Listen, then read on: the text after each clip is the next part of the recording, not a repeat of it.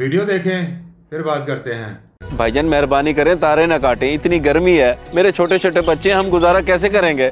मुझे क्या मालूम कैसे गुजारा करोगे? दो दो तीन तीन माह बिल नहीं भरते और फिर मासूम बन जाते हो और गुर्बत का बहाना करते हो। भाईजान आप बिल तो देखें, कोई ऐसा महीना नहीं है जिसमें मैंने बिल ना भरा हो, सिवाय इन 2-3 महीनों को छोड़ के। अब हालात ही खराब है तो क्या करूं? देख भाई, मुझे इतनी बातें ना सुना। तेरी परेशानी को सुनते हुए मैं इतना ही कर सकता हूँ कि 1 घंटे बाद फिर आऊँगा। अगर तब भी तूने बिल ना भरा हुआ तो फिर मीटर काटना मेरी मजबूरी होगी। बहुत मेहरबानी भाईजान, मैं कहीं ना कहीं से पैसों का बंदोबस्त करके 1 घंटे के अंदर बिल भरता हूँ, उम्मीदें हो जाएगा। इतने अरसे में कर नहीं पाया, घंटे में पता नहीं क्या करेगा। अब मैं क्या करूँ, कहाँ जाऊँ, कौन देगा मुझ गरीब को उधार? क्यों ना इमाम साहब के पास जाता हूँ, उम्मीद है कि वो इनकार नहीं करेंगे। साहब बड़ी मजबूरी में आया हूँ आपके पास, खुदा के लिए इनकार मत कीजिएगा, मेरा मसला हल करवा दें। अख्तर भाई आखिर बात क्या है, मुझे बताएंगे तो मैं देखूंगा ना कि मैं आपकी मदद कर सकता हूँ कि नहीं। इमाम साहब दरअसल 2-3 महीने से बिजली का बिल नहीं भर सका, अब बंदा मीटर काटने आया हुआ है। गर्मी के हालात तो आपके सामने हैं, घर में एक ही पंखा है, अगर वो भी बंद हो गया तो मेरे बच्चे तो बेहोश हो जाएंगे। अल्लाह खैर करेगा, ऐसा कुछ नहीं होता। मगर आप तो कमाने वाले बंदे हैं, तो आपने अभी तक बिल क्यों नहीं भरा? मैंने सोचा था कि बच्चों को इस बार एयर कूलर लेके दूंगा, इसलिए कमेटी डाल ली। अब ना तो कमेटी निकली है और ना ही मेरी जेब में इतने पैसे हैं कि मैं बिल भर सकूं। ओहो, तो ये बात है। अच्छा तुम मुझे ये बताओ बिल है कितना, मैं तुम्हें अभी घर चल के पैसे उठा देता हूँ। नहीं नहीं इमाम साहब, तब तक तो बहुत देर हो जाएगी। आप मेहरबानी करें, मुझे मस्जिद के चंदे में से उठा के दे दें, नहीं तो वो मेरा मीटर काट के ले जाएगा। और आप फिक्र ना करें, मैं 1 महीने में लौटा दूंगा। देखें आपकी परेशानी अपनी जगह, मस्जिद का चंदा अमानत होता है, इसलिए वो पैसे मैं आपको नहीं दे सकता। और ये बड़ी गैर मुनासिब सी बात की है आपने। इमाम साहब मेहरबानी करें, मैं आपके आगे हाथ जोड़ता हूँ, सिर्फ 6000 ही की तो बात है, मैं आपके पाँव पड़ता हूँ। नहीं नहीं, मुझे गुनाहगार मत करो, आ जाओ।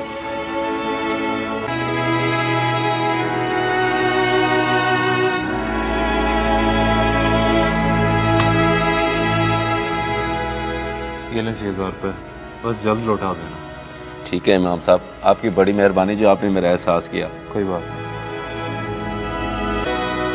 वाह इमाम साहब वाह, क्या बात है। जो पैसे आपको मस्जिद पे खर्च करने के लिए मिलते हैं उनसे आप अपनी दोस्तियां निभा रहे हैं। अरे नहीं नहीं जमील साहब, ऐसी कोई बात नहीं है।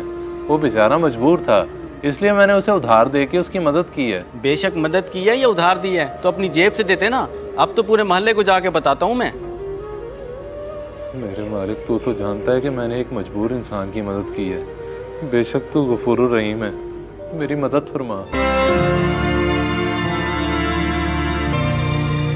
भाईजान ये लें, बिल भर दिया है मैंने, अब तार तो नहीं कटेगी ना? नहीं नहीं, अब तार नहीं कटेगी। वैसे ये तो बताओ, इतनी जल्दी पैसे आए कहाँ से? दुनिया में नेक लोगों की कमी नहीं है, अल्लाह का एक नेक बंदा मेरे काम आ गया, अल्लाह उसकी खैर करे। अच्छा ये लो अपना बिल और आइंदा वक्त पे भर देना। फखर साहब, क्या आप मोहल्ले के बड़े बने बैठे हो? आपको पता भी है इमाम साहब मस्जिद के चंदे को अपने दोस्तों में बांट रहे हैं और हमें खबर तक नहीं है। आज तो मैंने उन्हें अपनी आंखों से देख लिया है। क्या बात कर रहे हो जमील, ऐसा कैसे हो सकता है? इमाम साहब तो बड़े ईमानदार आदमी हैं, वो ऐसा कैसे कर सकते हैं? अगर मेरी बात का यकीन नहीं है तो अभी जाके इमाम साहब से पूछ लें कि उन्होंने अख्तर को 6000 दिए हैं या नहीं। चलो पूछ लेते हैं, मगर इस वक्त वो मस्जिद में नहीं होंगे, बल्कि ऐसा करते हैं कि असर की नमाज के वक्त बात कर लेंगे। ये ठीक है, नमाज के वक्त और लोग भी होंगे तो सबके सामने हकीकत आ जाएगी कि उनका दिया हुआ चंदा कहाँ जाता है। नहीं भाई, किसकी पर्ची निकली है? देख लें, आज फिर जो बंदा गैर हाजिर है उसी की पर्ची निकल आई है। अख्तर की निकली है, क्यों ना हम उसकी पर्ची तब्दील करके अपनी निकाल लें। नहीं नहीं, हम उसको धोखा नहीं दे सकते। नहीं भाई, आप करें उसको फोन।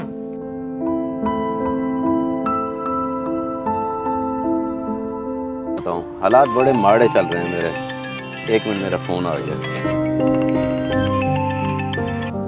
हेलो। हाँ भी अख्तर, तू आज आया नहीं? मुझे पता नहीं आज कमेटी की पर्ची उठानी थी। मेरी कौन सी कमेटी निकलनी है भाईजान, मेरी तरफ से आप पर्ची उठा लें, जिसकी किस्मत में होगी उसकी निकल आएगी। तो क्या हो गया तुझे, आज पूछेगा नहीं कि कमेटी किसकी निकली है? क्या फर्क पड़ता है भाईजान, जिसकी भी निकले, मेरी तो नहीं निकलनी ना। और भाई तेरी निकली है, जल्दी आ और मिठाई लेता। क्या वाकई मेरी निकली है? बहुत शुक्रिया, मैं अभी आया। क्यों इमाम साहब, हमें पता चला है कि आप मस्जिद का चंदा गलत इस्तेमाल कर रहे हैं, अपनी दोस्तियां निभा रहे हैं। नहीं नहीं जनाब, ये हकीकत नहीं है, बल्कि बात आपको गलत अंदाज में बताई गई है। बस आप ये बताएं कि आपने अख्तर को 6000 दिए हैं या नहीं? जी मैंने उसको 6000 दिए तो हैं, मगर अगर मगर करके बात घुमाने की कोशिश मत करें। देखें फखर साहब, मेरी बात सच साबित हुई ना। तुम 1 मिनट खामोश रहो। वैसे इमाम साहब, मैं तो आपको सादिक और अमीन समझता था, पर आपने तो अमानत में ही खयानत कर दी, वो भी अल्लाह के घर की। बड़ा अफसोस हुआ। देखें, मैंने कोई गुनाह तो नहीं किया, मैंने तो सिर्फ एक मजबूर इंसान की मदद की है, वो भी उधार की शक्ल में। और अगर उसने वापस ना किए तो फिर? तो मैं अपनी जेब से भर दूंगा। बल्कि ये देखें, मैं घर से पैसे लाया हूँ चंदे में शामिल करने के लिए। इमाम साहब खैर तो है, सब क्यों इकट्ठे हुए हैं? कोई मसला हो गया है क्या? नहीं, कोई मसला नहीं है, बस कुछ मशवरा कर रहे हैं इसलिए सब इकट्ठे हुए हैं। अच्छा इमाम साहब, आपकी बहुत मेहरबानी जो आपने मुझ गरीब की मदद की, और देखिए आपकी दुआ से आज मेरी कमेटी भी निकल आई। ये ले पैसे जो मैंने आपसे उधार लिए थे। शुक्रिया अदा करना है तो अल्लाह का करो, क्योंकि वो सबको नवाजने वाला है और इज्जत भी वही रखता है। बेशक इमाम साहब, या अल्लाह तेरा लाख लाख शुक्र है। देखा है आपने उसकी खुशी को, जिसे आप धोखेबाज समझ रहे थे, वो अपना उधार वापस कर गया है। अभी भी आप लोगों ने कुछ कहना तो कह सकते हैं। नहीं, अब तो कुछ कहने को बचा ही नहीं। मेरे ख्याल से इमाम साहब ने एक मजबूर की मदद करके बिल्कुल ठीक किया है। अल्लाह आपको इसका अजर दे। आ जाओ, आप चलें।